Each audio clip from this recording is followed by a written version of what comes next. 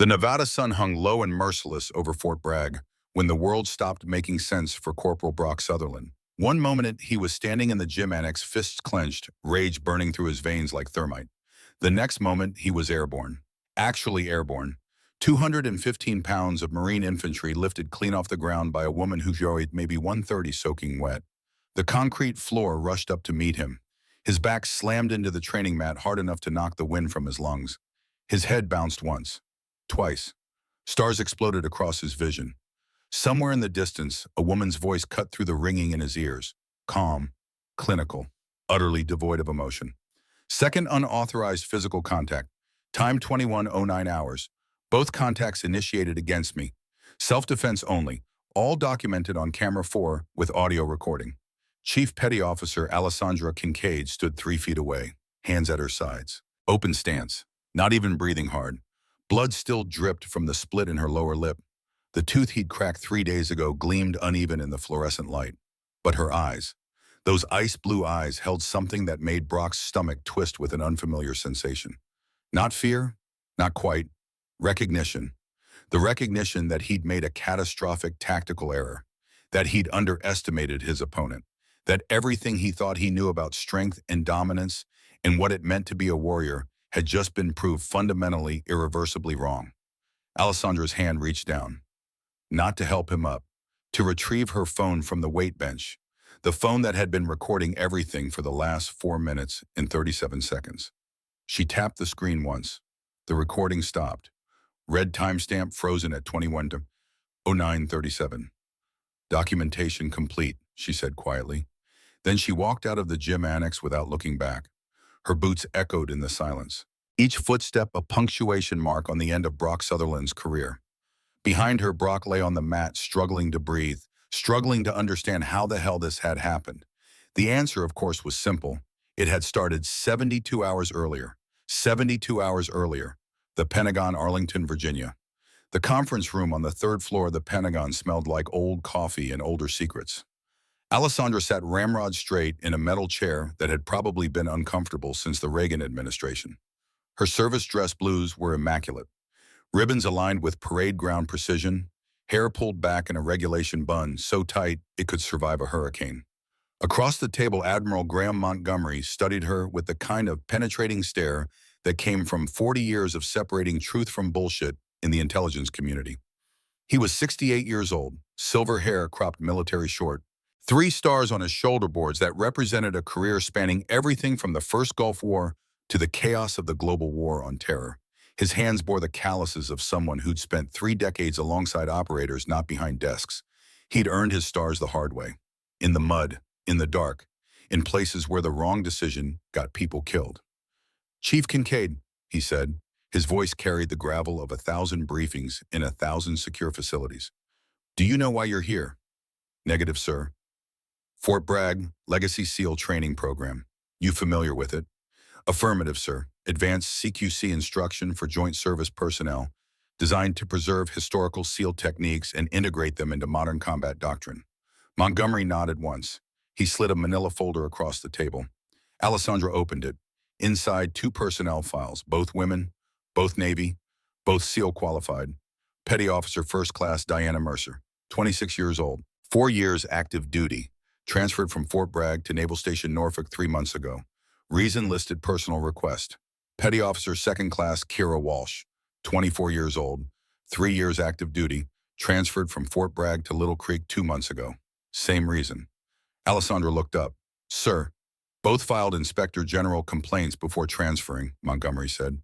His jaw tightened.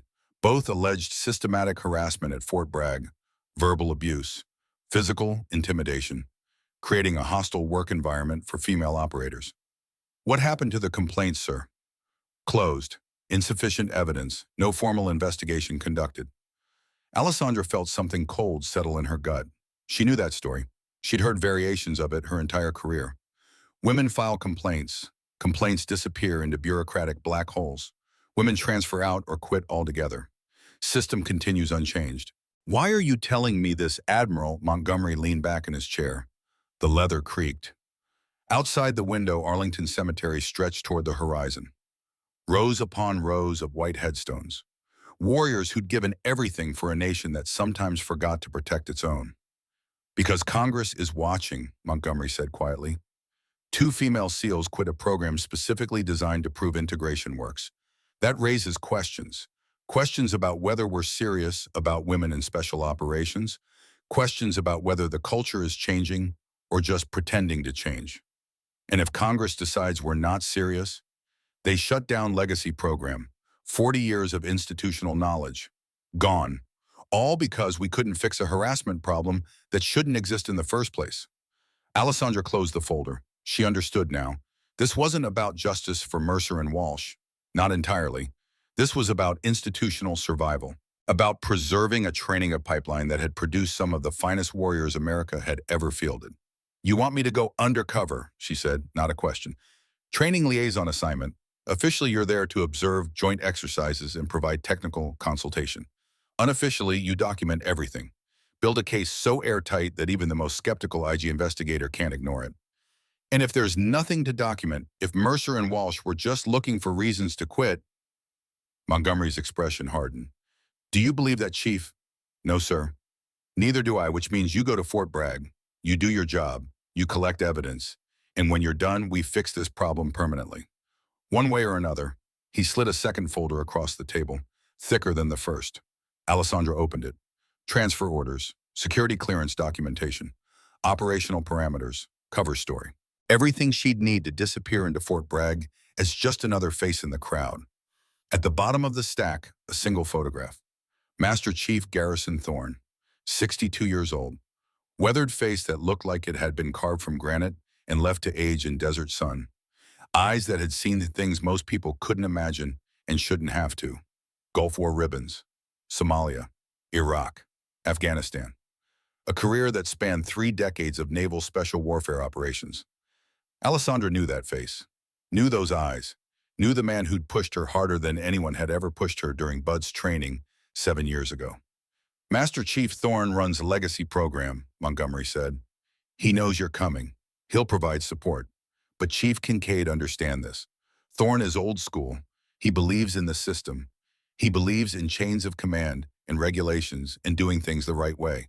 If you want his help, you'll need to prove this investigation is about fixing the problem, not destroying the program. Understood, sir. One more thing. Montgomery's voice dropped even lower. You're going in alone. No backup, no extraction team. If something goes wrong, you handle it yourself. Can you do that? Alessandra thought about Diana Mercer and Kira Walsh. Thought about 2 women who'd earned their SEAL tridents through the same hell she'd survived. Women who'd been driven out by men who couldn't accept that capability, had no gender. She thought about the legacy program. 40 years of warriors teaching warriors. A tradition that deserved to survive because of what it represented, not in spite of what it had become. Affirmative, sir. I can handle it. Montgomery stood, extended his hand. Alessandra shook it. Good hunting, Chief. And remember, documentation defeats everything. Build your case carefully. Make it undeniable. Make it impossible to ignore. I will, sir. 3 days later, Alessandra Kincaid drove through the front gate of Fort Bragg with a rucksack full of gear and a head full of tactical planning. The hunt had begun. Fort Bragg, North Carolina. Fort Bragg sprawled across the North Carolina landscape like a monument to American military power. 80,000 acres, 50,000 personnel. Home to the 82nd Airborne Division Special Operations Command and more classified units than most civilians could name. The Legacy SEAL training facility occupied the northwest corner of the base, a cluster of prefabricated buildings that had been erected in the early 2000s when someone in the Pentagon decided institutional knowledge was worth preserving in brick and mortar. Alessandra's sedan rolled to a stop outside Building 7. Admin processing, the bureaucratic gateway to every military assignment ever created. She stepped out into air that smelled like pine trees and gun oil, and the particular combination of sweat and determination that defined every training facility in the Department of Defense. The memorial wall stopped her in her tracks. It dominated the space between Buildings 7 and 8. 20 feet high, polished black granite, names etched in clean white letters. Every SEAL who'd passed through Fort Bragg and never made it home. Operation Gothic Serpent, Mogadishu 1993, Operation Enduring Freedom, Afghanistan 2001-2021, Operation Iraqi Freedom, Iraq 2003-2011. Rows upon rows of names. each one representing a family that would never be whole again. A story that ended too soon. A legacy passed down to warriors who would carry those names forward. Alessandra stood at attention, rendered a salute that would have made her drill instructors weep with pride, held it for a full 10 seconds. This was what mattered. This was what she was here to protect. Not the buildings, not the program administrators, not even the men who'd harassed Mercer and Walsh. The legacy, the tradition, the unbroken chain of warriors who'd proven that excellence could be taught refined and passed down through generations. She dropped her salute, turned toward Building 7, walked through the door with her spine straight and her mind focused. Inside, Petty Officer Second Class Lydia Weston looked up from behind a desk that had seen better decades. She was maybe 30, blonde hair pulled back in a bun identical to Alessandra's, Navy working uniform crisp despite the late afternoon heat. "Help you, Chief." Alessandra slid her orders across the desk. "Chief Petty Officer Alessandra Kincaid, reporting as assigned." Weston scanned the paperwork. Her eyes caught on something. She blinked, read it again, looked up with an expression somewhere between surprise and confusion. "You're assigned to Joint Training Liaison, support role." "Affirmative." "We don't usually get SEAL operators in support roles." Alessandra kept her expression neutral, professional, utterly unremarkable. "Admiral's prerogative, Petty Officer. Needs of the Navy." Weston processed the assignment without further comment. She handed Alessandra a key card and a base map with her barracks location circled in red marker. "Third floor, private room. Chow hall's open till 2100. Any questions?" "Negative." "Welcome to Fort Bragg, Chief." Alessandra took the key card, took the map, walked out of Building 7 with the same measured pace she'd use anywhere. Confident but not aggressive. Present but not challenging. The barracks room was exactly what she'd expected. 2 bunks with 2 wall lockers. 1 small desk, 1 narrow window overlooking the vehicle maintenance yard. No roommate currently assigned, which meant privacy. Privacy meant freedom to work without explaining what she was documenting. She set her rucksack on the far bunk, the one position so she could see the door from where she'd sleep. Old habits, SEAL habits, the kind of automatic tactical awareness that became as natural as breathing after enough years operating in environments where the wrong sleeping position could get you killed. Alessandra pulled off her service jacket, hung it with parade ground precision in the wall locker, loosened her collar just enough to breathe without feeling strangled. Then she pulled a small black notebook from her cargo pocket.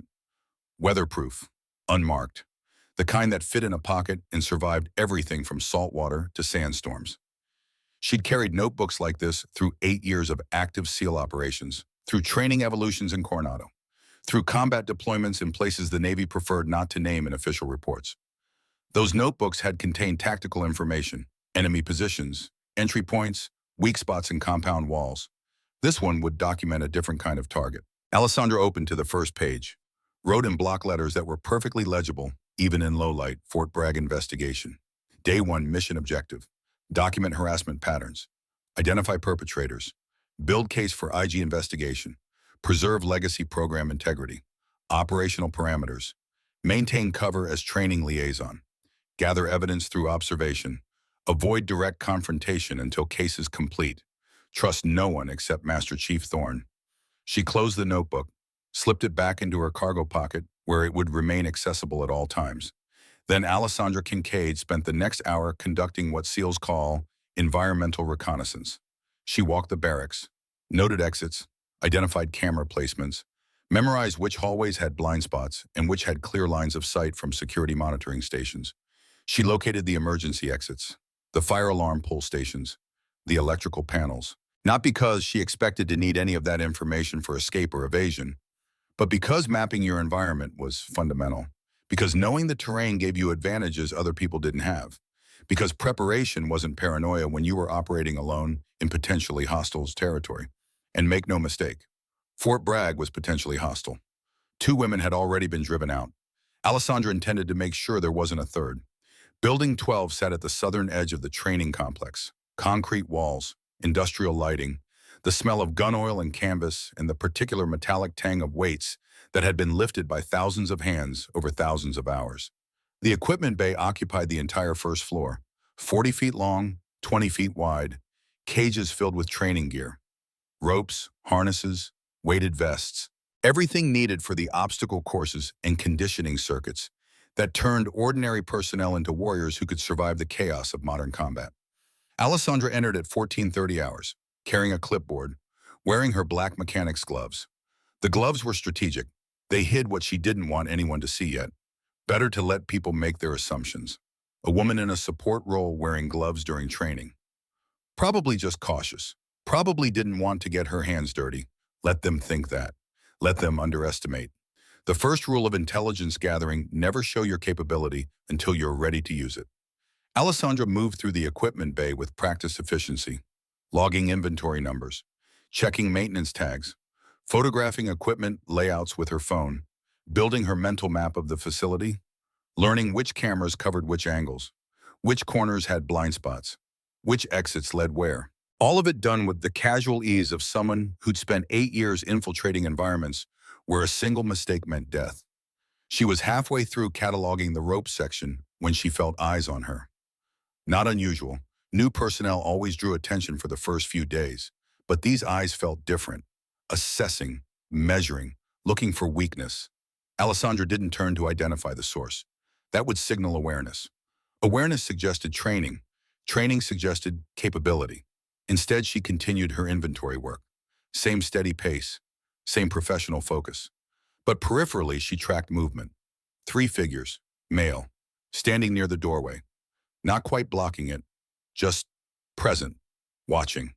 After exactly 3 minutes, Alessandra finished her current section, turned with natural, unhurried movement, made brief eye contact with the 3 men, logged their faces in memory. Details processed in the fraction of a second it took to shift her clipboard to the other hand. First man, late 20s, 6 feet, red hair buzzed in standard Marine high and tight, corporal rank insignia, name tape read Sutherland, posture aggressive, eyes calculating, the kind of Marine who'd learned to project dominance through sheer physical presence. Second man, mid-20s, 5'11", brown hair, lance corporal, name tape Parrish, follower body language. Deferred to Sutherland in the way he positioned himself slightly behind and to the left. Third man, late 20s, 6'1", bald by choice, lance corporal, name tape Wolf, quiet, still. The kind of quiet that suggested either contemplation or complete absence of independent thought. Alessandra filed all of it away. Then she nodded once. Professional acknowledgement. Nothing more. Gentlemen, she turned back to her clipboard. Dismissal clear. Professional.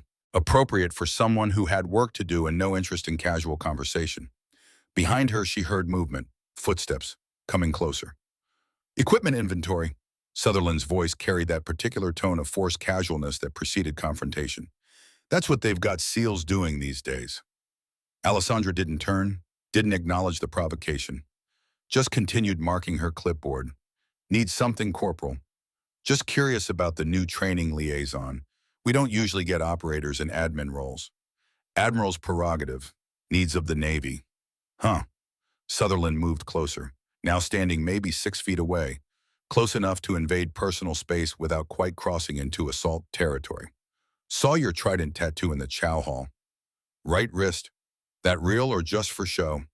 Now Alessandra turned, met his eyes with the kind of level stare that gave away absolutely nothing. It's real. Combat deployments. 8 years active duty. Multiple overseas rotations. Anything else, Corporal?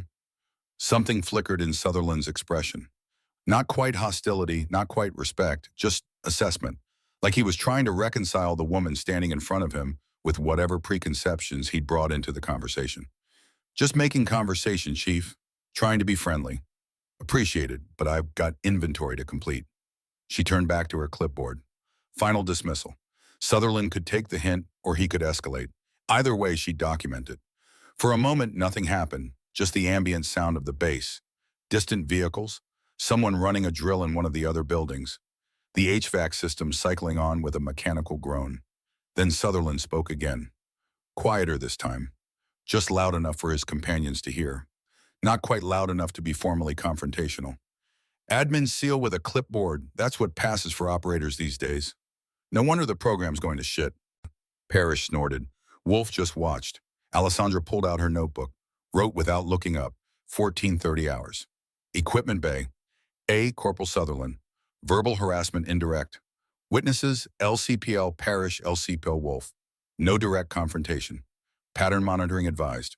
She finished writing, put the notebook away, continued her inventory as if nothing had happened. Behind her, the three Marines left, boots echoing on concrete, voices fading into the distance.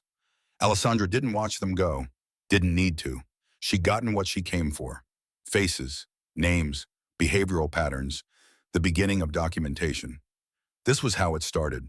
This was always how it started. The watching, the assessment, the testing to see if you'd react, if you'd show fear, if you'd give them the opening they needed to escalate. She'd seen it before. In training, in the fleet, in combat zones where women were supposed to be support personnel and nothing more. The difference was that this time she wasn't a junior sailor trying to survive. She was a chief petty officer with 8 years of SEAL operations behind her, with a black belt earned through 2,000 hours of training, with a mission from Naval Special Warfare Command itself. This time she was documenting everything.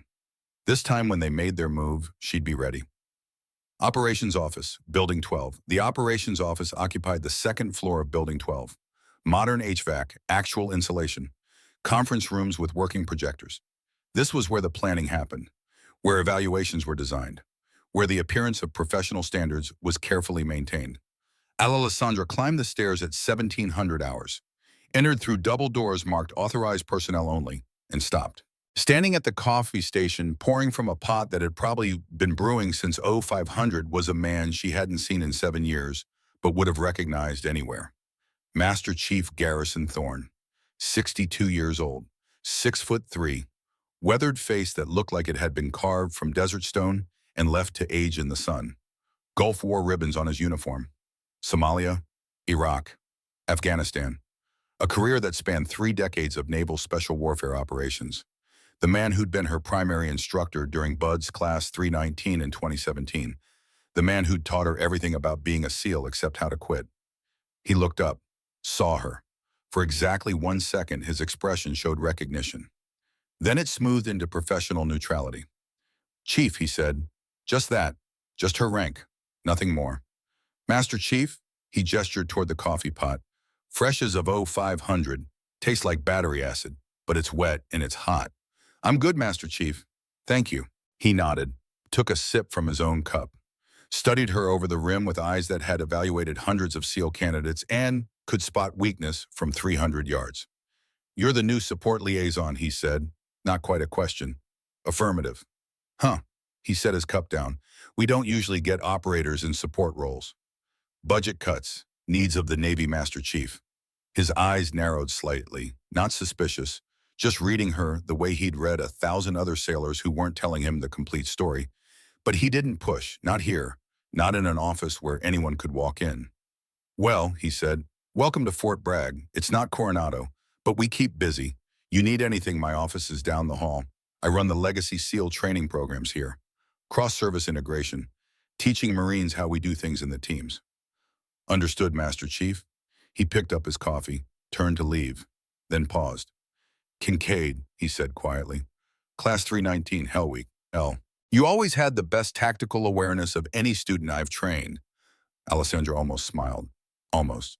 "You still testing me, Master Chief?" "Every single day, Chief. Every single guy." He nodded once. "Good to see you, even if I don't know why you're really here." Then he was gone, leaving Alessandra alone in the operations office with the smell of bad coffee and the weight of unspoken questions. She pulled out her notebook, added an entry, 17 hours. Master Chief Thorne aware of cover story. Suspicious but compliant. Asset confirmed. Will coordinate when necessary. She closed the notebook, turned to leave. Tomorrow would bring more observation, more documentation, more evidence gathering. But tonight she had one more stop to make. The chow hall, where patterns were established, where social hierarchies became visible, where she'd get her first real look at the environment Diana Mercer and Kira Walsh had been forced to abandon.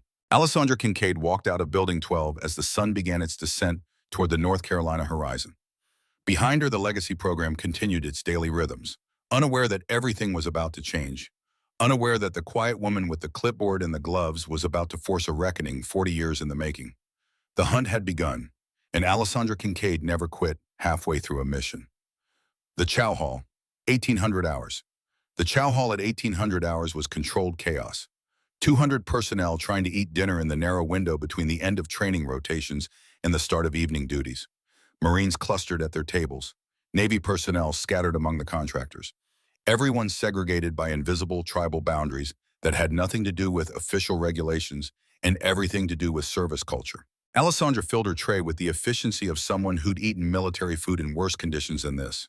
Grilled chicken, steamed vegetables, white rice, water, no dessert, no coffee, nothing that would slow her down or cloud her judgment if she needed to move fast later. She scanned the room, found a table in the back corner, 2 seats, one facing the entrance. She took that one. Always take the seat that lets you see who's coming. Alessandra ate alone, watched the room, cataloged faces, identified the loud ones, the quiet ones, the leaders, the followers, observed body language, noted who laughed too hard at jokes that weren't funny, who dominated conversations, who deferred. 3 tables away, Corporal Brock Sutherland held court with 6 other Marines. His voice carried above the ambient noise, not shouting, just the confident projection of someone accustomed to being the center of attention. Alessandra tracked the conversation peripherally, didn't stare, didn't make it obvious she was listening, just let the words wash over her while she ate with mechanical precision. New SEAL liaisons got a trident tattoo, Sutherland was saying, and right wrist, probably got it after filing paperwork at Coronado for 3 years. Laughter from his companions, not genuine amusement, the performative kind that came from men who'd learned to reinforce dominance through group dynamics. Admin pogues with Operator Inc., someone added. Classic stolen valor. More laughter. Alessandra took another bite of chicken, chewed slowly, let them talk. Her internal clock hit 13 minutes. Time to leave. Any longer and people started noticing you were there. Any shorter and you looked nervous. Rushed, like you didn't belong. 13 minutes was invisible. She stood, bust her tray, walked toward the exit with the same steady pace she'd use anywhere, and felt eyes on her, not just watching, assessing, measuring, looking for weakness in the way predators identify prey. She didn't turn to identify the source, didn't acknowledge the sensation crawling up her spine like static electricity, just walked out of the chow hall into the cooling North Carolina evening. Behind her, Sutherland's voice carried one last comment, just loud enough. Bet she's gone in 2 weeks, just like the others. Alessandra pulled out her notebook, logged it, 18:15 hours, chow hall, observed surveillance from Corporal Sutherland and associates, verbal harassment indirect. Reference to the others confirms pattern awareness. Subject knows previous females transferred, likely involved in their departure. She closed the notebook, walked back toward her barracks with the evening sun painting long shadows across the compound. Tomorrow would bring more observation, more documentation. But tonight, as she lay in her bunk, staring at the ceiling, Alessandra Kincaid knew one thing with absolute certainty. Corporal Brock Sutherland wasn't just a bully. He was a predator who'd successfully driven out 2 female SEALs before her, and he thought she'd be number 3. He was wrong. The South Corridor connected Building 12 to the barracks complex through 100 feet of concrete and fluorescent lighting, built in the early 2000s. Minimal maintenance since. The kind of utilitarian space that existed purely for function without any consideration for aesthetics. Alessandra walked through it at 17:45 hours, carrying her clipboard, wearing her black gloves, heading back from equipment inventory that had taken most of the afternoon. She was alone. The corridor was empty, just concrete walls and metal storage cabinets lining both sides and one dome camera at the far end that, according to maintenance logs, had been offline for 3 weeks.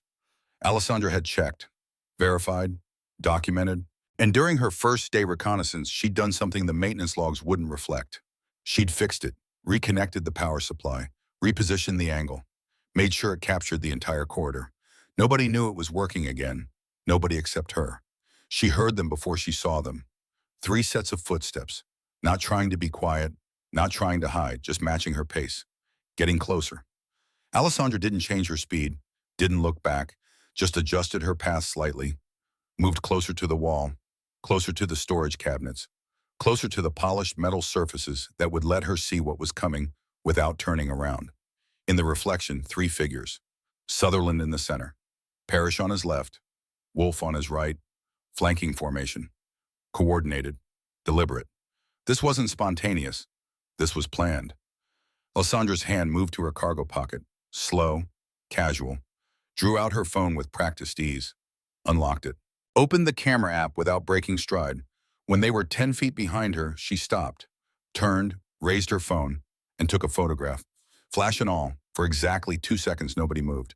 Then Sutherland lunged. Not a punch, not yet. Just a grab for the phone. Quick, aggressive, meant to intimidate.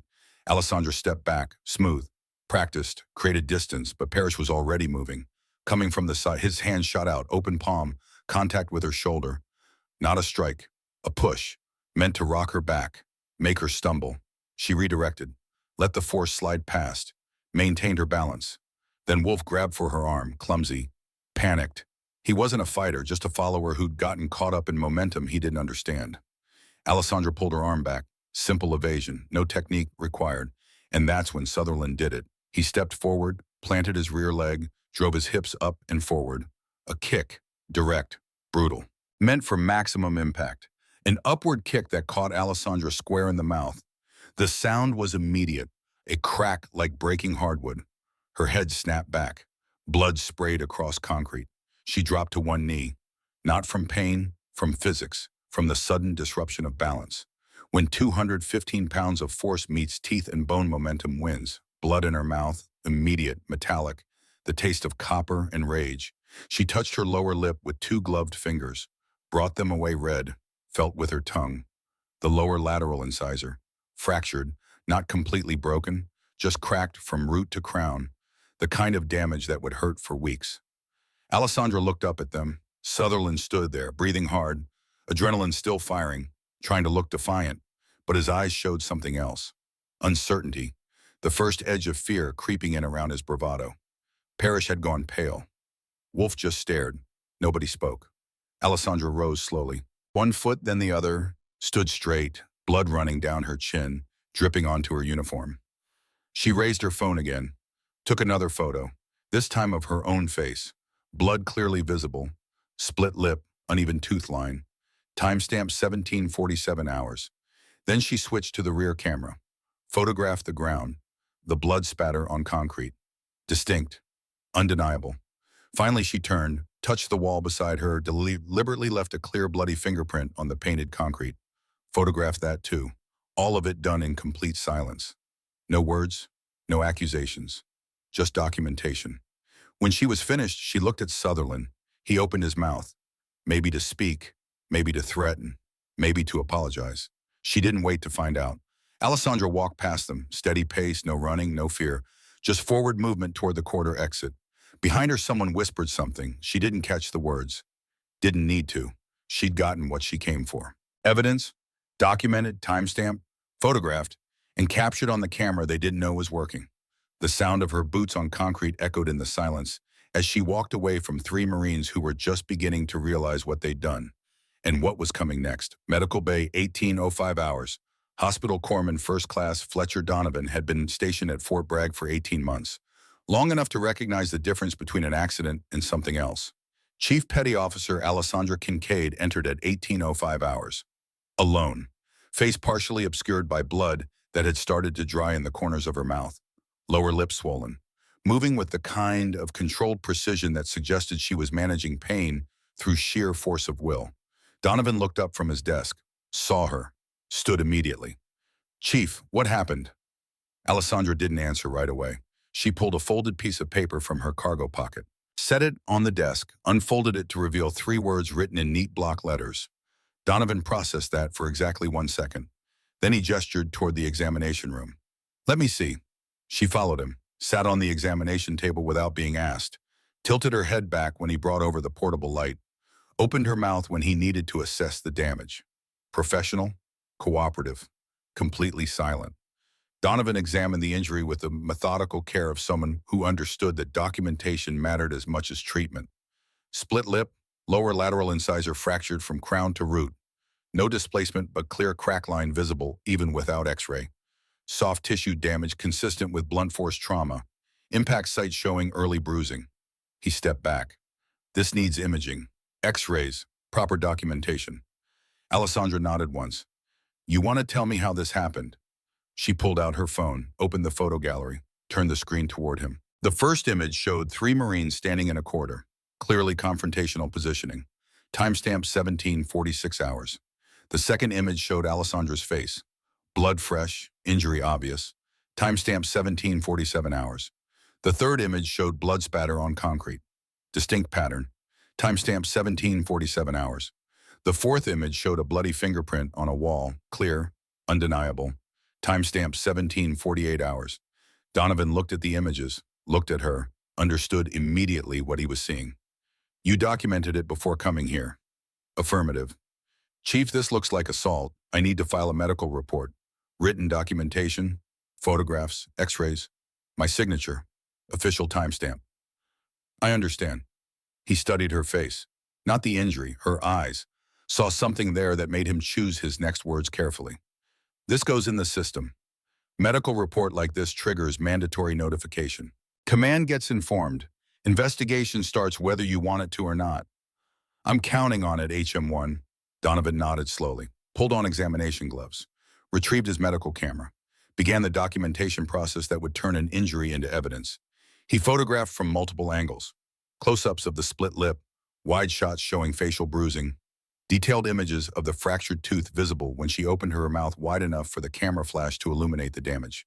Then x-rays, portable machine wheeled over, proper positioning, clear images showing the crack line running through the tooth from root to crown. Undeniable proof of impact force. While the x-ray machine processed the images, Donovan sat at his desk and began typing the medical report. Official format, clinical language. But every word chosen to paint a clear picture. Patient CPO Alessandra Kincaid. Time of presentation 1805 hours. Chief complaint oral trauma. Physical examination reveals blunt force trauma to lower lip, resulting in 3 centimeters laceration and significant swelling. Lower left lateral incisor shows vertical fracture visible on clinical examination and confirmed via X-ray imaging. Injury pattern consistent with direct upward strike to facial region. Patient reports incident occurred at approximately 1747 hours. Patient arrived at medical facility independently. Patient cooperative during examination. No other injuries noted. Treatment wound irrigation. Ice application, dental consult recommended. Disposition return to duty with follow-up in 24 hours. Clinical assessment, blunt force trauma facial region. Likely mechanism direct strike from external force. Recommend command notification and incident investigation. He printed the report, signed it, timestamped it, handed it to Alessandra. You'll need to sign, acknowledging you received a copy. She read through it, every word, then signed it with the same precise handwriting that had filled her tactical notebooks for 8 years. Donovan filed his copy in the medical records database, sent automatic notification to the base medical officer, copied the command duty officer, created a paper trail that couldn't be erased or ignored. You want pain medication, he asked. Negative, just cleaning and ice. He irrigated the wound with saline, applied antibiotic ointment, handed her an ice pack wrapped in gauze. Keep that on for 20 minutes. Off for 20, repeat. The swelling should start coming down by morning. He paused. The tooth needs a dentist soon. That crack goes all the way through. It could get infected. Understood. Chief, he waited until she looked at him. Whatever happened in that corridor, whoever did this, they made a mistake. Alessandra's expression didn't change, but something flickered in her eyes. Acknowledgement. Recognition that Donovan understood more than she'd said. Thank you, HM1. She stood, walked toward the door, paused with her hand on the frame. The report you filed, it goes to the command duty officer automatically. They'll have it within the hour. Yes, Chief. Good. Then she was gone, walking back into the North Carolina evening with an ice pack pressed to her mouth and a documented assault in the medical system that would reach the right people whether anyone wanted it to or not. Donovan sat at his desk for a long moment after she left. Then he opened his secure email and sent a copy of the medical report directly to Master Chief Garrison Thorne. Not because regulations required it, but because 20 years as a Navy corpsman had taught him to recognize when someone was building a case. Master Chief Thorne's office, 1900 hours.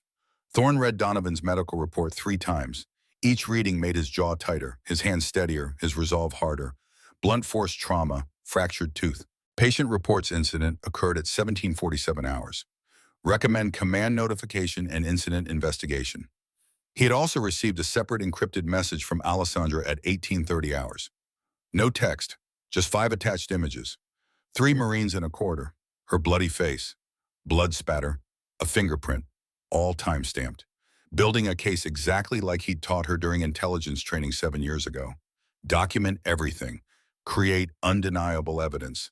make it impossible for the system to look away. The problem was that Thorne knew the system, knew how it protected its own, knew that 3 Marines would claim training accident and 1 Navy chief's word wouldn't be enough to overcome institutional inertia. Unless the Navy chief happened to be building something bigger than a single incident report. Thorne pulled up Alessandra's service record, reviewed her qualifications. 8 years SEAL operations, hand-to-hand combat instructor certified, black belt, Krav Maga, Brazilian Jiu-Jitsu, brown belt working toward black. 89 students trained and graduated through her CQC courses. Then he opened the base training schedule for Monday morning. Joint Physical Readiness Circuit, 0700 hours. Instructor of record, currently unassigned, pending operations approval. Thorne spent 15 minutes drafting an email, then sent it to Captain Evelyn Blackwood, the operations officer who handled training schedules. Subject: instructor assignment request, hand-to-hand combat evaluation.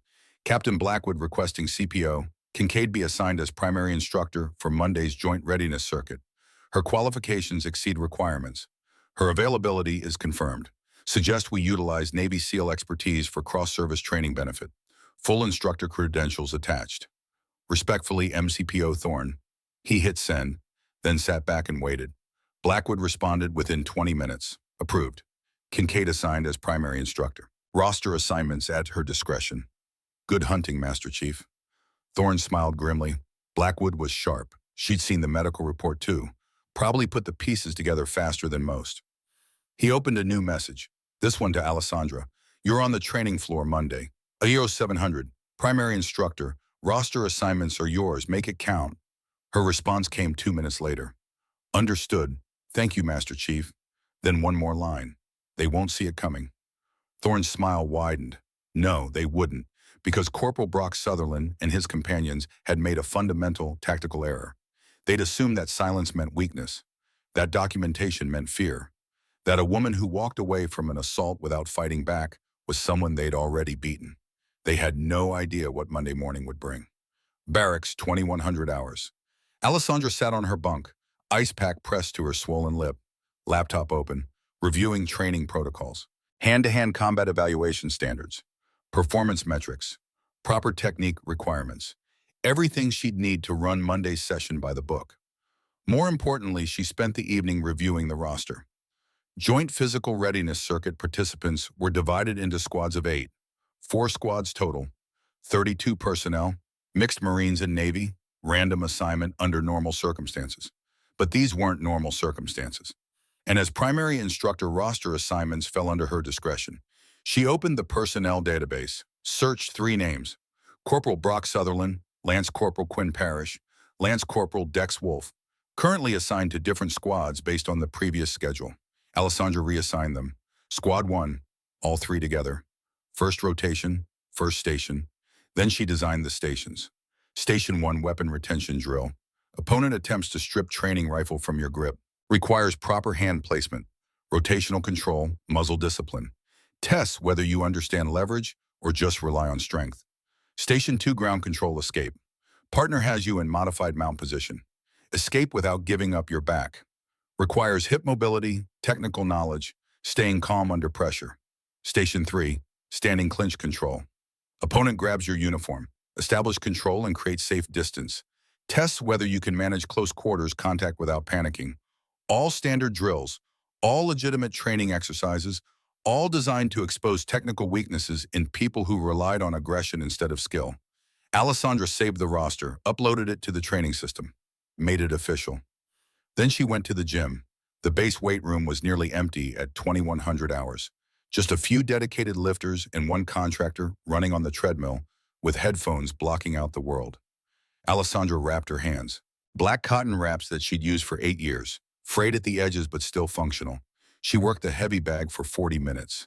Jabs, crosses, hooks, uppercuts. Each impact sent vibrations through her fractured tooth. Each jolt of pain sharpening her focus. This wasn't training. This was meditation. This was preparation. This was the mental work that separated people who talked about violence from people who could execute it when necessary. 60 rounds, 3 minutes each, 20-second rest between rounds. By the end, her lip had started bleeding again through the scab, but her mind was clear, focused, ready. She unwrapped, washed her hands, Without the gloves, her knuckles were fully visible, scarred from thousands of strikes, calloused from years of gripping weapons and climbing ropes and executing throws until the movements became muscle memory.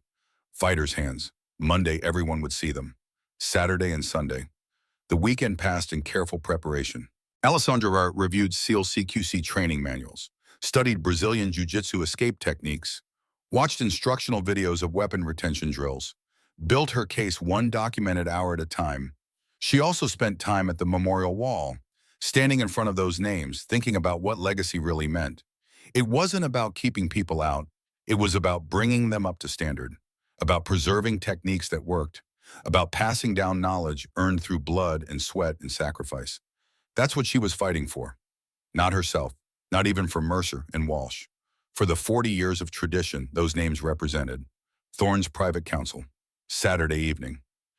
Alessandra met Thorne outside Building 12 at 1900 hours Saturday. Away from cameras, away from ears. Walk with me, Chief.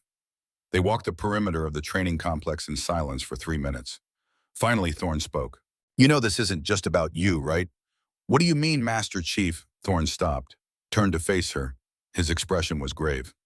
Legacy program, 40 years of SEAL training, techniques refined since the Gulf War, institutional knowledge that doesn't exist anywhere else. He paused.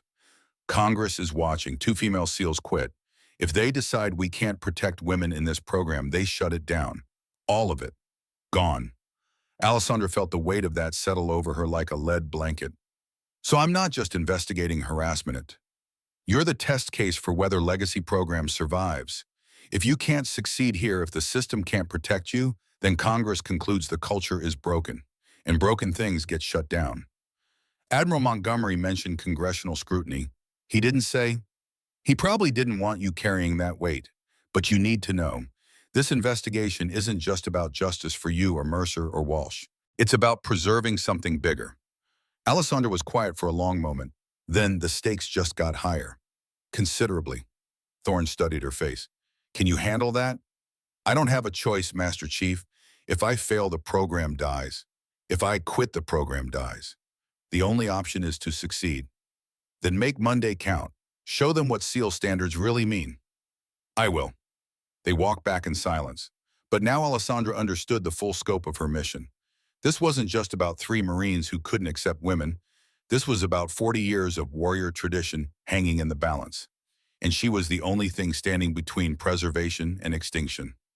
Monday morning, 06:45 hours, the air carried that particular desert chill that promised heat later, but felt almost cold in the pre-dawn darkness. 50 personnel assembled outside the physical training complex in loose formation. Marines mostly, a handful of Navy. 2 contractors who'd been volunteered to participate because the training coordinator needed numbers. They stood in 4 rows, squad assignments already posted on the whiteboard near the entrance.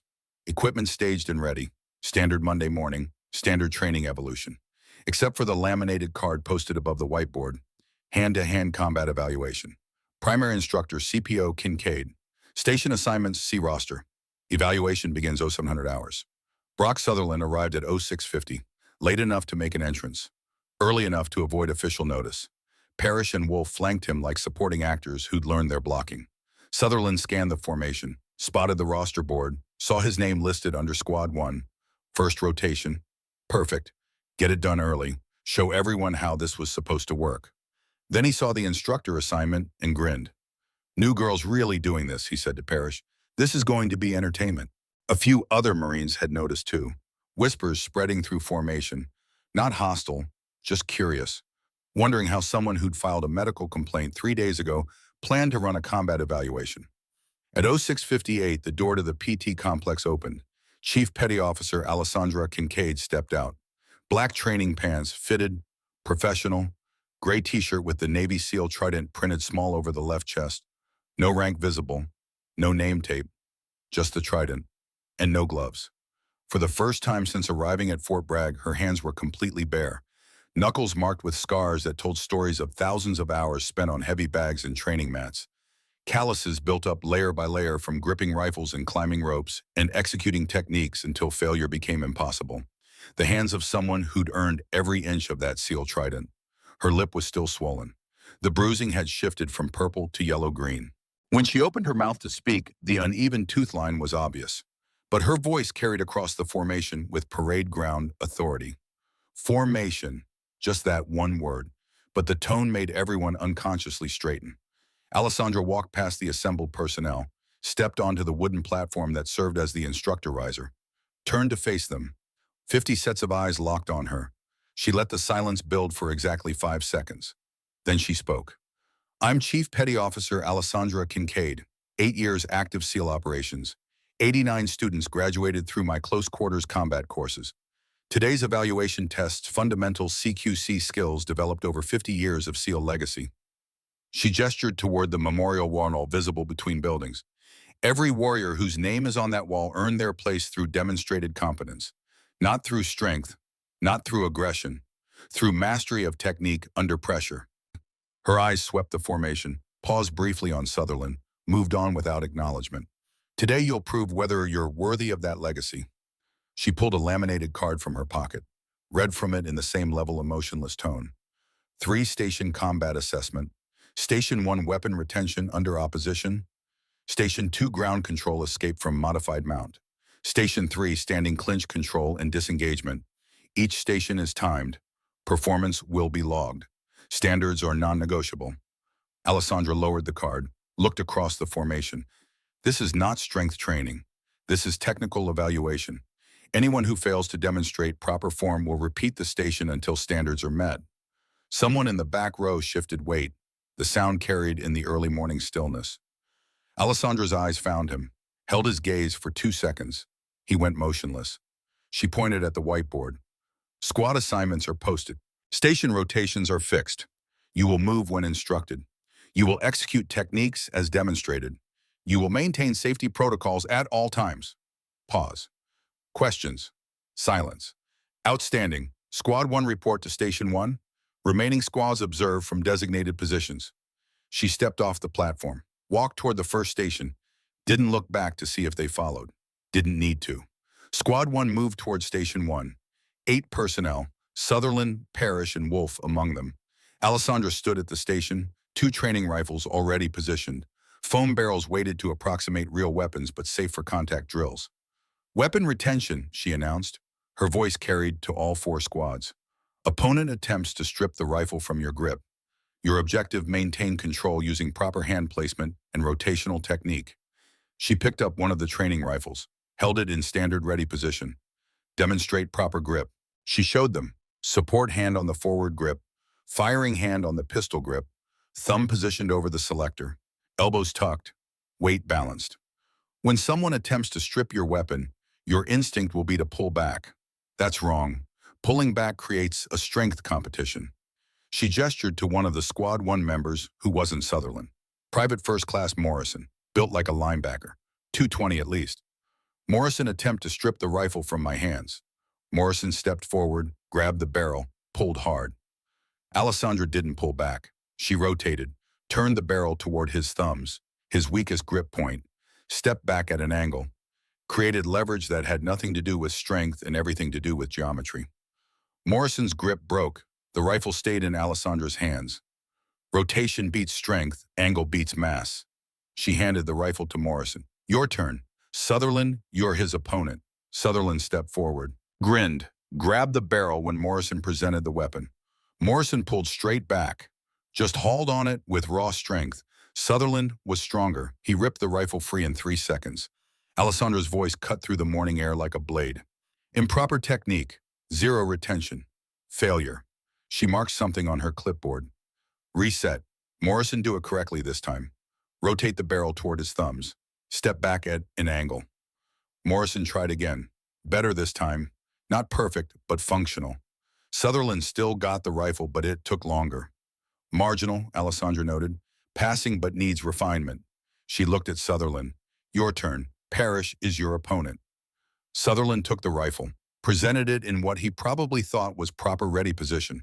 But his elbows were flared, his support hand too far back, his weight too far forward. Parrish grabbed the barrel, pulled. Sutherland just muscled it, yanked back hard enough to make Parrish stumble. Alessandra's pen moved across her clipboard. Improper form, no rotational control, failure. Sutherland turned. I kept the weapon. You pulled straight back. In a real scenario, your opponent redirects your force. You lose the weapon and potentially your life. That's a failure. She gestured to the next pair. Reset, next team. For the next 20 minutes, Squad 1 rotated through Station 1. Some passed, most needed correction. A few failed completely and had to repeat. Alessandra logged every performance, every technical flaw, every moment of proper form, and every breakdown in discipline. When Squad 1 finished Station 1, they moved to Station 2, ground control escape. This one was worse for them. Most had never trained proper escapes. They thrashed, they used strength, they made fundamental errors that any trained grappler would recognize. Alessandra corrected every mistake, demonstrated proper technique, made them repeat until they either got it right or proved they couldn't. Sutherland was particularly bad. Flat on his back under his partner's mount, he just tried to bench press the other man off him. Pure strength, zero technique. Improper escape mechanics, Alessandra noted. No hip movement, no frame creation. Failure. This is bullshit, Sutherland muttered. Alessandra's head turned. Repeat that, Corporal. Sutherland met her eyes. I said this is bullshit. We're infantry, not grapplers. Infantry who don't understand ground control become casualties when fights go to the ground. Your opinion of the training is irrelevant. Your performance is what's being evaluated. She marked her clipboard. Reset. Try again. He didn't do better the second time. By the time Squad 1 reached Station 3, the standing clinch control drill, everyone watching had started to understand what was happening. This wasn't training, this was exposure. The ultimate demonstration. When all squads had completed the circuit, Alessandra stood on the platform one more time. Station 3 requires one final demonstration. I need a volunteer, 200 pounds or more. Silence. Nobody moved. Then Master Chief Garrison Thorne stepped forward from the observer area. I'll do it, Chief. The formation went absolutely still. Thorne was 62 years old, 6'3", 220 at least, a living legend who'd trained more SEALs than most people had met in their entire lives, and he'd just volunteered to demonstrate alongside his former student. Alessandra nodded once. Thank you, Master Chief. Thorne walked to the center of the training area, took position, gripped Alessandra's collar with both hands, full strength, the grip of someone who'd executed this drill 10,000 times. Clinch control begins with framing, Alessandra announced to the formation. Master Chief has superior reach and strength. I need to control his structure, not fight his power.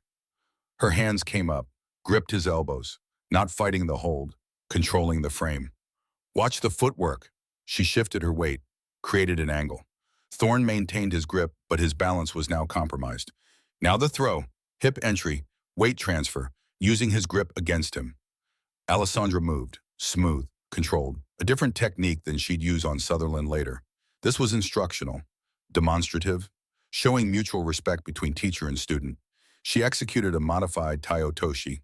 Thorne, reading the technique, assisted with the fall, made it look effortless, both of them working together to demonstrate perfect form. He landed with a controlled breakfall that spoke to decades of practice. The impact was professional, clean, safe. Thorne stood immediately, dusted himself off, looked at Alessandra with unmistakable pride. Textbook execution, Chief. Students, that's what decades of training looks like. Mutual respect, technical precision, no ego, just skill. He addressed the formation directly. Chief Kincaid learned these techniques the same way I did, through repetition, through failure, through getting back up and trying again until success became inevitable. That's what earns you the right to wear that trident. Not size, not strength, dedication to mastery. The reaction was immediate. Whispers rippled through the formation. The paradigm was shifting. If Master Chief Thorne, living legend, executed throws alongside a female chief demonstrating mutual capability, then maybe the old assumptions were wrong. Maybe skill actually mattered more than strength. Maybe they'd been wrong about everything. Alessandra helped Thorne to his feet. Thank you, Master Chief. Thank you, Chief. Well executed. She turned back to the formation. Circuit complete. Evaluations logged. Performance reports will be filed with command by 1200 hours today. Those who failed standards have 48 hours to request remedial training. Dismissed. The formation broke.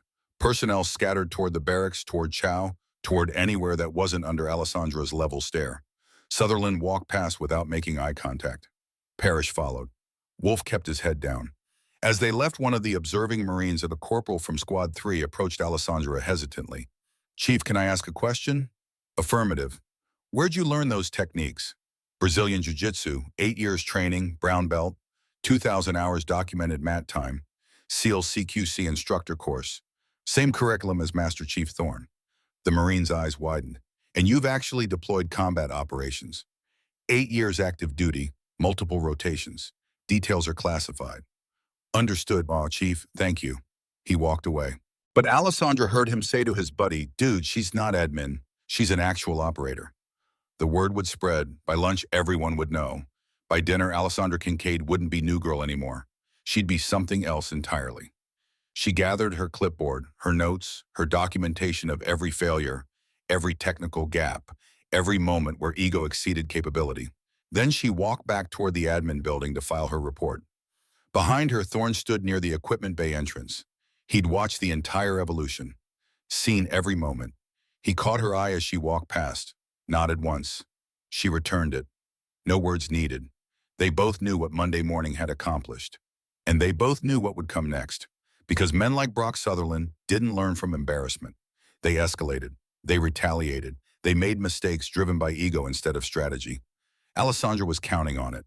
The group chat exploded at 2000 hours. Someone had checked the official evaluation scores posted outside the admin building.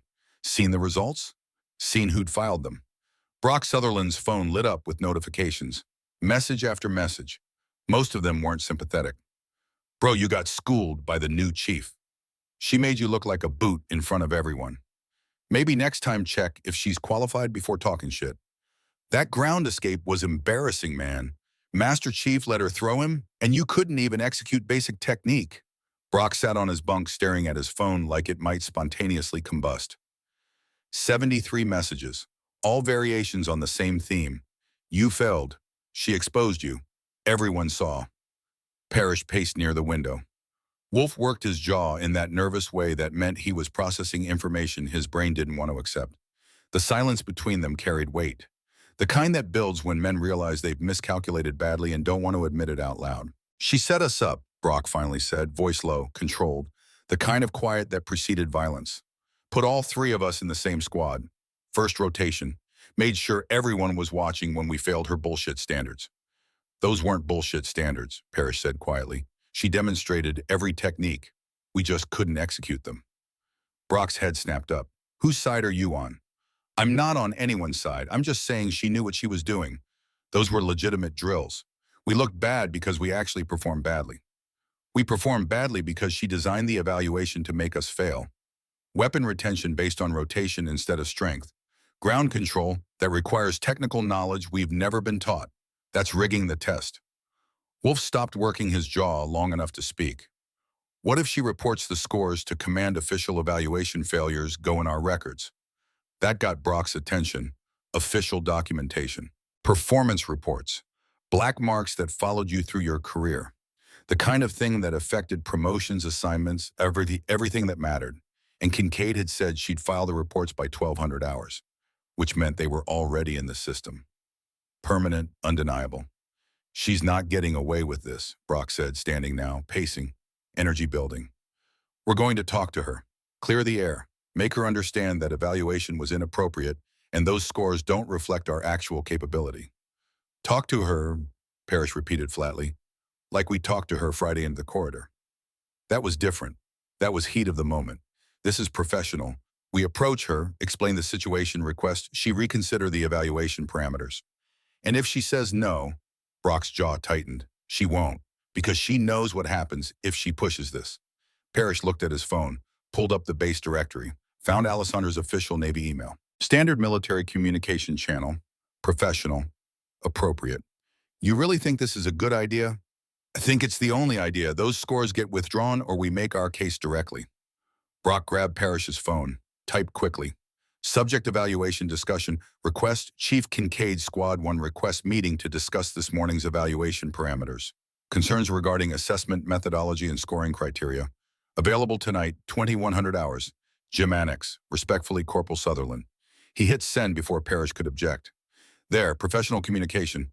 Official channels. She can't claim harassment when we're following proper procedure."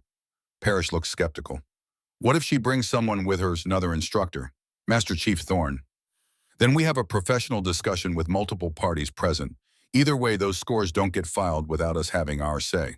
What Brock didn't understand, what he couldn't see, because ego blocked his vision, was that Alessandra had been waiting for exactly this message. Waiting for them to commit to a time, a place, a meeting that she could prepare for and document and turn into the final piece of evidence that would make their careers implode. Alessandra read the email at 20:15 hours, sitting at her desk, filing her evaluation reports exactly as promised. Every performance logged, every failure documented, every technical gap noted in clinical objective language that couldn't be disputed.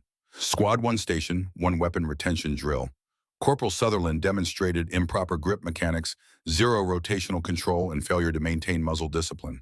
Performance rating unsatisfactory. Remedial training required. Squad 1 station 2 ground control escape. Corporal Sutherland demonstrated no hip mobility, improper frame creation, and reliance on strength over technique. Performance rating unsatisfactory. Remedial training required. Squad 1 station 3 standing clinch control. Corporal Sutherland demonstrated inability to establish control, improper weight distribution, and panic response under pressure. Performance rating unsatisfactory. Remedial training required. Similar entries for Parrish, for Wolf, for every member of Squad 1 who'd failed to meet standards. She filed the reports, sent copies to command, CC'd Master Chief Thorne, created an official record that couldn't be erased or modified. Then she opened Sutherland's message, read it twice. The corner of her mouth twitched. Not quite a smile, just acknowledgement that the trap was working exactly as designed. They'd committed to meeting her. Gym Annex, 2100 hours, 3 of them, 1 of her. No official witnesses. Perfect. She typed her response. Corporal Sutherland, I will meet you at the Gym Annex at 2100 hours as requested. Come prepared to discuss specific technical deficiencies noted during evaluation. Respectfully, Chief Kincaid.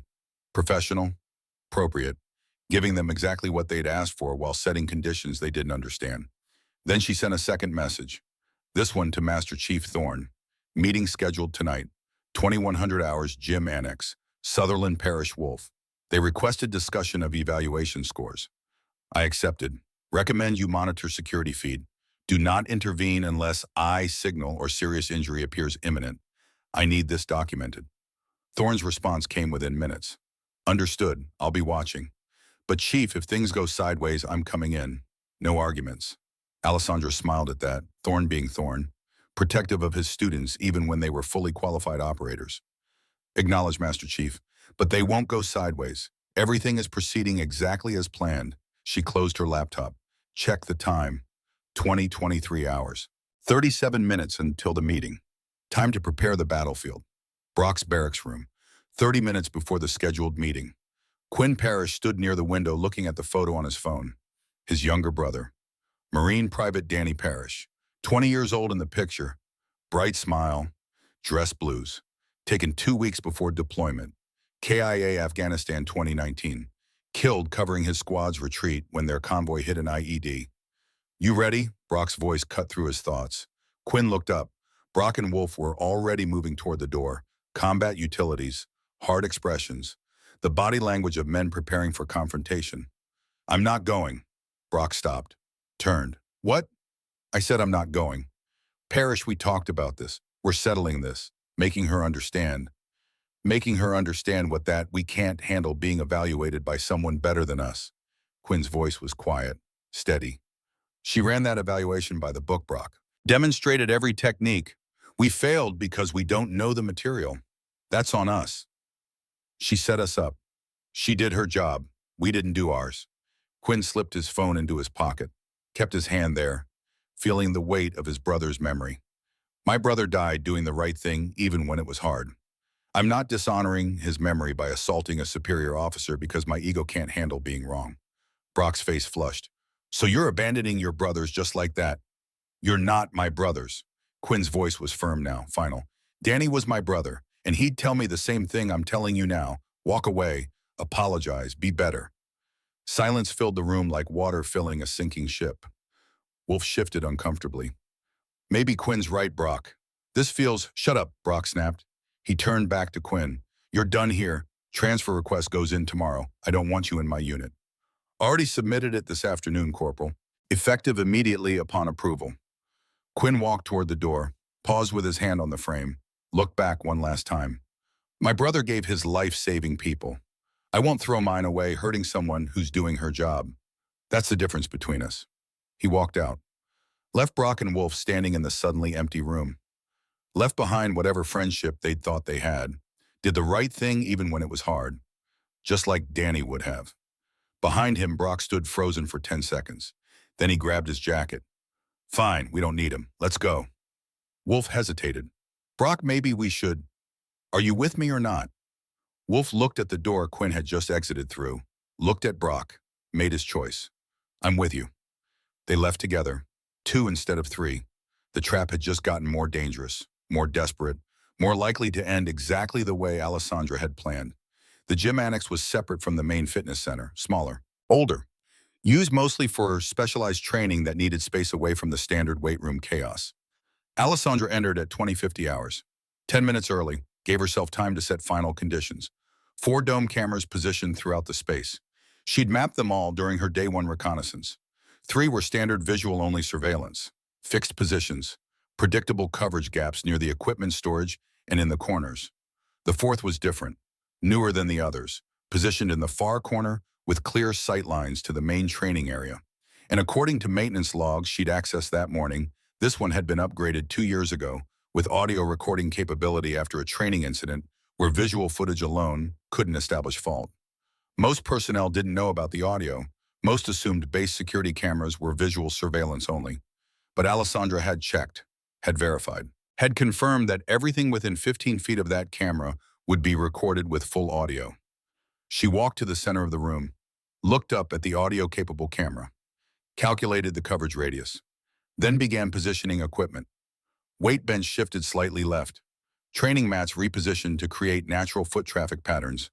Vertical rack moved forward just enough to funnel anyone entering toward the camera's optimal range. Minor adjustments. Invisible to anyone who didn't know what to look for, but tactically perfect for capturing every word, every movement, every moment of what was about to happen. By 20:55 hours, the room was configured perfectly. Alessandra pulled out her phone, placed it on the weight bench, screen visible, recording app active, timestamp displayed, backup documentation in case something happened to the security feed. Then she removed her gloves, set them on the bench next to her phone. Visible, deliberate. Establishing that became unarmed, unprepared for combat, expecting a professional discussion. Finally, she activated the small body cam concealed in her uniform collar. The same one that had captured Friday's assault. Insurance, redundancy. The kind of operational thoroughness that separated amateurs from professionals. She positioned herself in the center of the room, directly under the audio-capable camera, hands at her sides, open stance, non-threatening posture, and waited the confrontation. They arrived at 21:03, 3 minutes late, probably intentional, small power play. The door opened. Brock entered first, but only Wolf followed. Alessandra's internal threat assessment recalculated immediately, 2 instead of 3. Parrish had refused. That changed the dynamics, made them less confident, more desperate, more dangerous. Brock stopped 10 feet away, far enough to maintain distance, close enough to be confrontational. Chief Kincaid, he said, tone professional, but the edge underneath was clear. Thanks for meeting us. Corporal, she kept her voice level, calm. You wanted to discuss this morning's evaluation. That's right, we have concerns, specifically about the methodology. The techniques you were testing for aren't standard infantry training. Expecting us to perform at the level of specialists who've had years of martial arts instruction isn't reasonable. The techniques tested are fundamental close-quarters combat skills. Every Marine should be capable of basic weapon retention, ground control, and clinch management. Those aren't specialty skills. They're survival skills. Wolf shifted slightly left. Not aggressive yet, just creating angles. Alessandra tracked the movement peripherally, didn't react, just noted it. Survival skills we've never been formally trained in, Brock countered. You can't evaluate us on material we haven't been taught. The training exists. You chose not to pursue it. That's not an evaluation failure. That's a professional development gap. Or, Brock said, stepping closer. Now only 6 feet separated them, well within the audio coverage zone. It's a biased instructor using her personal skill set to make Marines look incompetent. The evaluation was objective. I demonstrated every technique. You failed to execute them. That's documented fact, not bias. Documented by you, filed by you, using standards you defined. That's not objective. That's you pushing an agenda. Alessandra's expression didn't change. What agenda would that be, Corporal? The same one you had Friday when you walked down that corridor taking pictures. The same one you had when you filed your medical report claiming assault. The same one you've had since you arrived here trying to prove something about women in combat roles. There it was, the real accusation, the actual resentment. Alessandra let the silence build for 3 seconds. I filed a medical report documenting blunt force trauma to my face. That's not an agenda. That's following proper procedure after being assaulted by 3 Marines who thought a woman wouldn't document everything. Nobody assaulted you, Brock shot back. You got in the way during a training evolution. Accidents happen. Accidents don't kick upward into someone's mouth. Accidents don't fracture teeth. Accidents don't result in 3 men surrounding 1 woman in an isolated corridor. There were no cameras because nothing happened that needed. The camera was working. Alessandra's voice was ice. I fixed it day 1 during equipment inventory. Every second of Friday's assault is documented. Video and audio. Your kick. My blood. Everything. Brock's face went pale. You're lying. Security footage server timestamp full resolution, ask Master Chief Thorne. He reviewed it Saturday morning. The color drained further from Brock's face. In the security office, 2 buildings away, Thorne watched the confrontation unfold on his monitor. Saw the moment Brock realized the camera he'd thought was broken had captured everything. Saw the desperation replace calculation. Those evaluation scores don't get filed, Brock said, voice rising, control slipping. You withdraw them. You admit the testing methodology was flawed. You stop this crusade before it costs all of us our careers. The scores are already filed. They were submitted at 1200 hours as promised. They're in the official system, copied to command, documented and permanent. Brock's jaw clenched. Then you unfile them. You submit a correction. You make this go away. I don't falsify documentation. This isn't about documentation. Brock's voice cracked. This is about you using your position to punish Marines who didn't treat you like you're special. I don't require special treatment. I require competence. You demonstrated neither. That broke something in him. Whatever restraint had been holding back the aggression finally snapped. You embarrassed us, he said quietly, dangerously, in front of everyone, made us look weak, incompetent. You are incompetent at those specific skills. That's what the evaluation revealed. Shut your mouth. Corporal Sutherland, this conversation is being recorded. Every word you're saying is documenting hostile. He moved, quick, aggressive, closing the final distance between them. Wolf reached out, grabbed Alessandra's shoulder. Not a strike, a shove, meant to push her back, establish dominance. Alessandra moved with the force, redirected it. Her hand came up, simple wrist control, rotated Wolf's grip, guided his momentum past her. Basic technique. Wolf stumbled forward, off balance, not hurt, just controlled. Alessandra's voice rang out clear, loud enough for the microphone to capture every syllable. First unauthorized physical contact. Time 21:07 hours, documented on camera 4 with audio recording. Wolf recovered, stepped back, looked at Brock with panic in his eyes. Brock, we should leave, now. But Brock wasn't listening anymore, wasn't thinking, just reacting.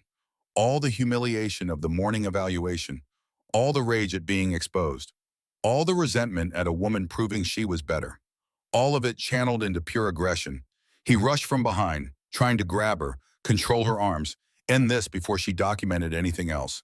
This was the moment, the critical decision point. Alessandra felt him coming, heard his footsteps, read his approach in the shadow shifting across the mat. She dropped her hips, rotated under his center line. But this wasn't the instructional throw she demonstrated with Thorne that morning. This wasn't mutual respect between teacher and student. This was Ogoshi executed at combat speed. Full commitment. The way it was designed to be used when your life depended on stopping an attacker. Brock's momentum plus Alessandra's rotation equaled catastrophic imbalance. He went airborne. Not the controlled demonstration fall Thorne had executed. This was real, unassisted. The natural result of technique meeting aggression. Brock flipped completely, suspended in air for 8/10 of a second that felt like eternity.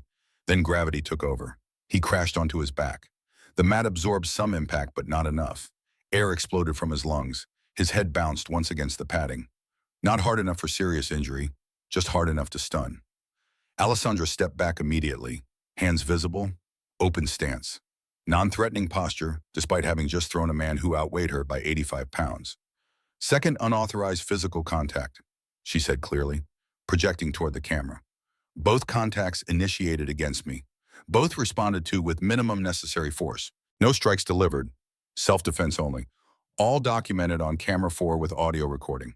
Timestamp 21:07 through 21:09 hours. In his office, Thorne watched Brock struggling to breathe on the monitor. Watched Wolf frozen in panic. Watched Alessandra standing calm and controlled in the center of the room. Perfect documentation. Perfect execution. Perfect evidence. He stood, walked toward the gym. Not running, just moving with purpose. The aftermath. The door opened 30 seconds later. Master Chief Garrison Thorne entered, unhurried, professional, like he'd been nearby and heard a commotion worth checking. He surveyed the scene. 2 Marines, one on the ground gasping, one standing in shock. One chief standing calmly with her hands visible and her phone still recording. "Evening, Chief," he said mildly. "Everything okay here?" "Affirmative, Master Chief." 2 personnel initiated unauthorized physical contact. I responded with defensive techniques only. No injuries sustained. All participants conscious. All events captured on security camera 4 with audio. Thorne walked to the corner, looked up at the camera, noted the angle, the coverage zone, the red recording light that confirmed active surveillance. Then he walked to the weight bench, saw Alessandra's phone still recording, saw the timestamp, saw the gloves positioned deliberately to show she'd been unarmed. "Thorough, Chief. Complete documentation, Master Chief." Brock finally managed to sit up. "She attacked us. We came here for a professional discussion, and she—" "I watched the entire thing, Corporal," Thorne interrupted. His voice was granite. "Security feed. Watched you enter. Watched you escalate from discussion to accusation to physical contact. Watched you rush Chief Kincaid from behind. Watched her defend herself using textbook CQC technique that she is coincidentally certified to instruct." He let that sink in. "Now you boys have 2 choices. Choice 1, we walk out of here right now. You go to your barracks. She goes to hers. Tomorrow morning, 0700, you report to my office. We discuss what I saw on that video feed like professional Marines addressing a serious lapse in judgment." Pause. "Choice 2, she files assault charges right now. NCIS gets involved tonight. You spend the rest of the week in the brig waiting for Monday's preliminary hearing." "What's it going to be?" Wolf looked at Brock, waiting for him to make the call, waiting for leadership from someone who'd led them straight into disaster. Brock stood slowly. His back hurt. His pride hurt worse. His career was probably over. But he wasn't stupid enough to miss the escape route Thorne was offering. "We'll report tomorrow morning, Master Chief. 0700, my office, both of you." Dismissed. They left quickly, quietly. 2 men who'd entered confident and departed broken. When the door closed behind them, Thorne turned to Alessandra. "You planned every second of that. I documented every second of that, Master Chief. There's a difference. Camera coverage, phone recording, positioned equipment to funnel them into the right spot. That's tactical preparation, not just documentation. Is there a regulation against being prepared?" He almost smiled. "No, Chief, there is not."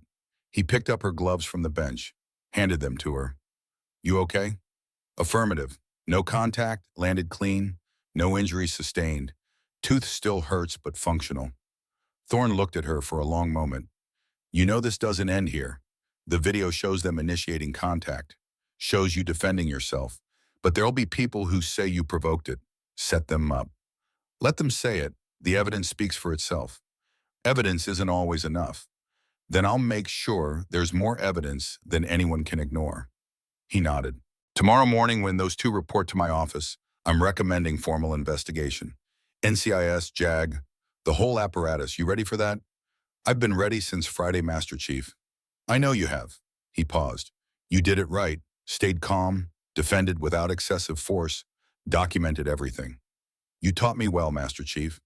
You were always the best student at applying lessons beyond their original context." He moved toward the door. "Get some rest, Chief. Tomorrow's going to be busy." After he left, Alessandra stood alone in the gym for 3 more minutes, reviewing the encounter, checking for errors, finding none.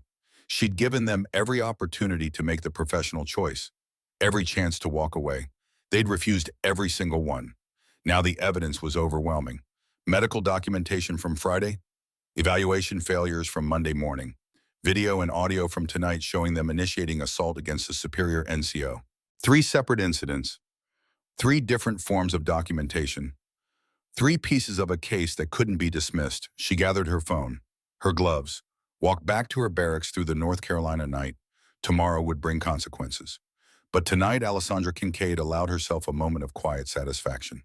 NCIS investigation. Tuesday morning, Special Agent Victoria Sterling arrived at Fort Bragg at 0630 hours. 42 years old, 20 years NCIS. Sharp eyes that had seen enough military crime to know the difference between legitimate complaints and fabricated grievances.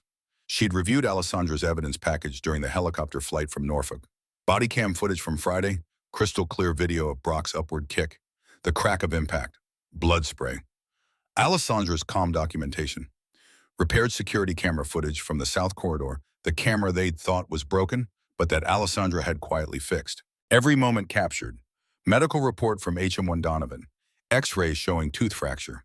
Clinical assessment recommending investigation. Training evaluation scores. Every failure documented with timestamps and objective criteria. Security footage from Monday night. Full audio. Every word of the confrontation. Every moment of the assault. Alessandra's perfect defensive response. By the time the helicopter touched down, Sterling had one thought. This is the most professionally documented assault case I've ever seen. She entered the conference room at 0700 sharp. Master Chief Thorne was already there. Lieutenant Commander Hayes from JAG, Captain Evelyn Blackwood, the base operations officer. Master Chief, Sterling said, "Where's Chief Kincaid?" "Standing by in her barracks, ma'am. Thought you'd want to review evidence first." "Smart. Let's see what we've got." For the next 40 minutes, they reviewed everything, frame by frame, document by document. When it was done, Sterling sat back. "This isn't just assault documentation. This is an intelligence operation." "That's exactly what it was, ma'am," Thorne said quietly. "Chief Kincaid was sent here undercover to investigate systematic harassment after 2 female SEALs were driven out. Their complaints were buried. She was tasked with building a case so airtight that the system couldn't ignore it. Well, she succeeded." Sterling looked at Hayes. "From a JAG perspective, what are we looking at?" Hayes opened his folder. "For Sutherland, assault on a superior non-commissioned officer. Article 128 UCMJ, enhanced by pattern of aggression and premeditation. This isn't heat of the moment. This is calculated harassment that escalated to violence twice. Recommended disposition? Court-martial, bad conduct, discharge minimum. Given the severity and repetition, possibly brig time." And Wolf. Article 15. He participated in both assaults but in a follower capacity. Reduction in rank. Forfeiture of pay. Reassignment. "What about Parrish? He was there Friday." "Witness testimony," Hayes said. "He refused to participate Monday night. Made the right choice when it mattered. No charges recommended." Sterling nodded. "Bring in Sutherland and Wolf." The sentencing. Brock Sutherland and Dex Wolf sat across the table from Sterling Hayes and Captain Blackwood. Both had legal counsel present.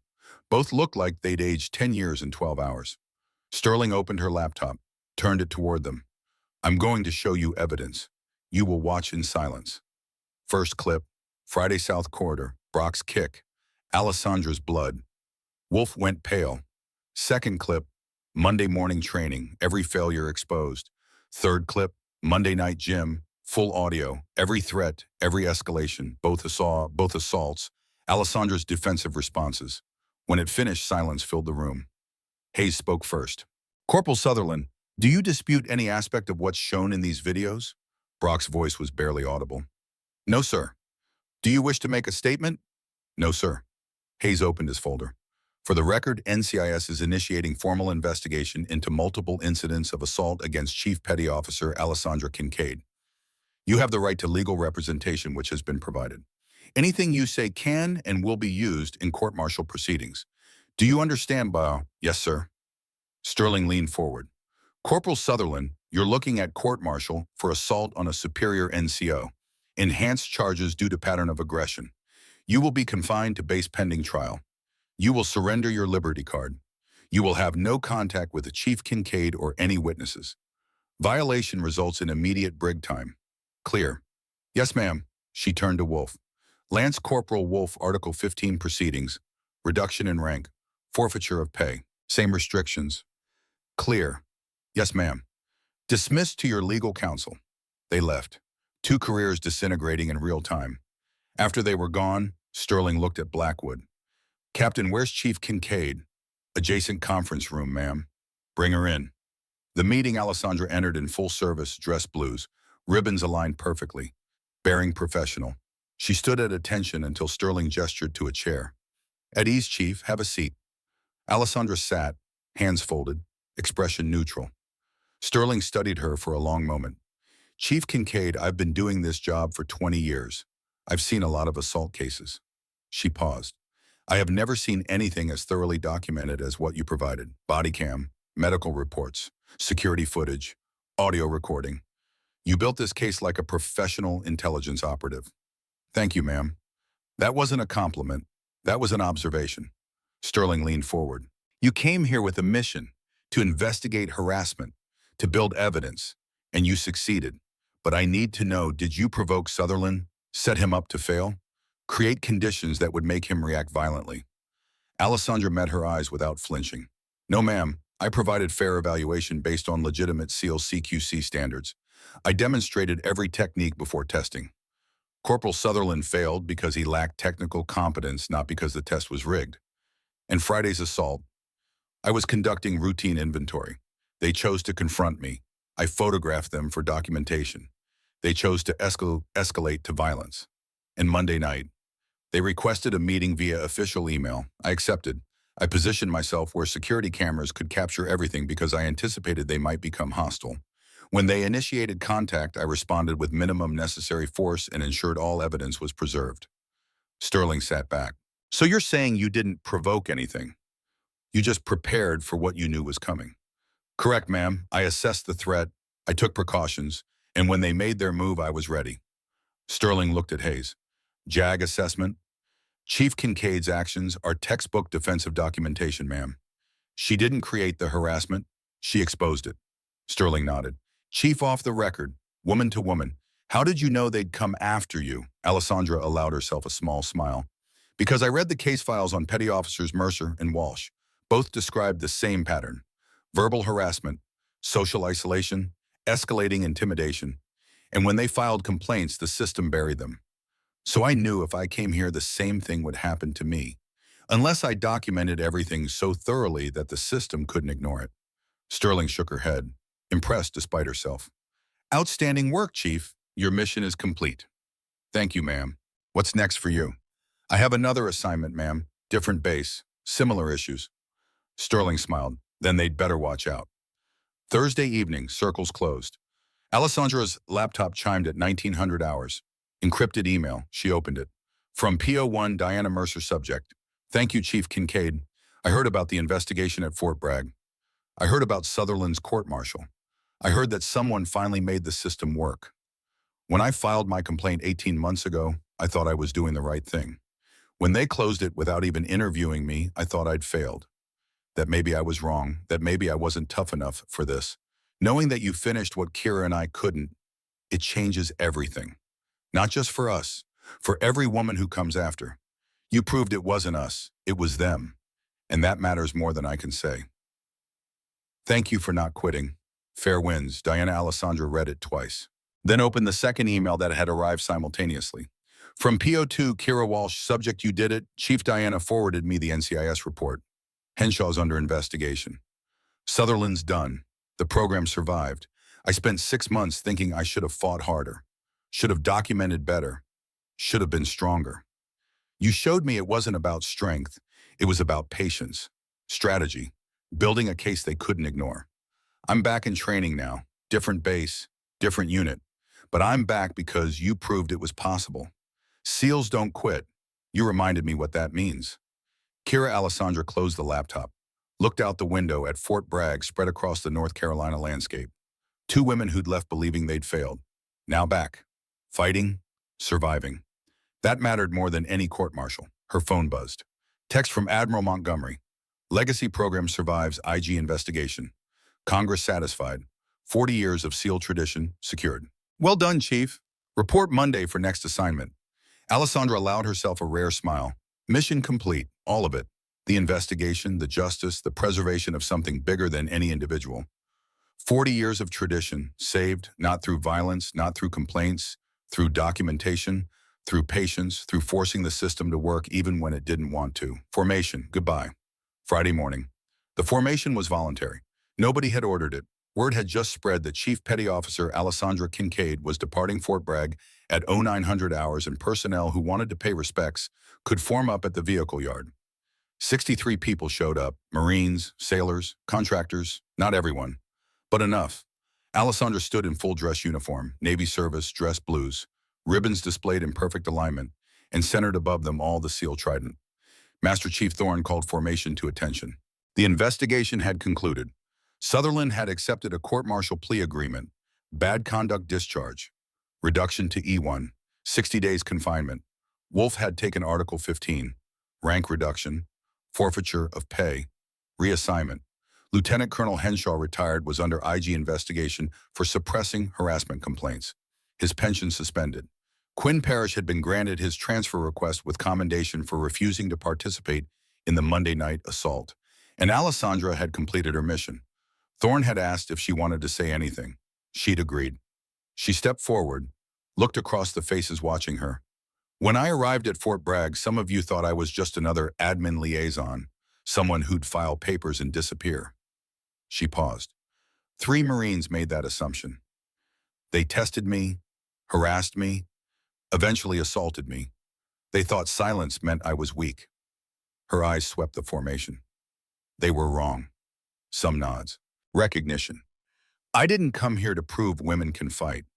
I came here to prove something else, that patience defeats aggression, that evidence defeats lying, that the system can work when someone forces it to. She looked directly at the female personnel in the second row. 2 Marines, 1 sailor. To the women here, they'll test you. They'll push you. They'll wait for you to react emotionally so they can call you weak. Don't give them that. Build your evidence. 1 photo, 1 timestamp, 1 witness statement at a time. Make your case so strong they can't ignore it. Pause. To the men here, the woman standing next to you earned her place the same way you did. Through pain, through failure, through getting back up. When you assume she's weak, you make yourself vulnerable. When you respect capability regardless of who delivers it, you make your unit stronger. She straightened. Thank you for your time. Fair winds and following seas. Thorne called attention. The formation snapped too. He saluted. Alessandra returned it. Then Private First Class Jennifer Hayes stepped forward. Chief, permission to speak. Alessandra nodded. Granted. I just wanted to say thank you for showing us it's possible, for proving the system works when someone makes it work, for not quitting. You're welcome, Private. Don't quit either. I won't, Chief, I promise. Hayes stepped back, but her eyes stayed on Alessandra with something that looked like hope.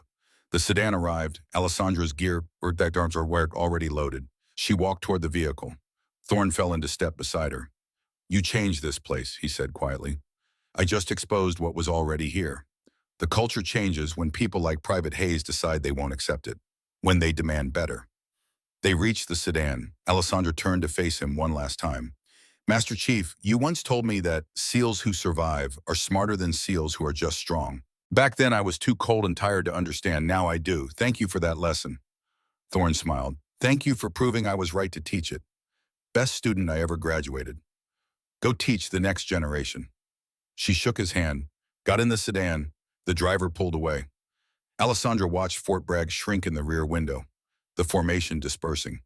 Thorne standing at attention until the vehicle cleared the gate. She pulled out her phone, found Admiral Montgomery's contact. Mission complete, she typed. Full documentation attached. 3 subjects court-martialed or disciplined. Base commander under investigation. System worked. Returning to Norfolk. The response came before the sedan reached the highway. Outstanding work, Chief. Report to my office Monday, 0900. We have another assignment. Different base. Same problem. Interested, Alessandra looked at the message. Thought about Mercer and Walsh. Thought about Private Hayes.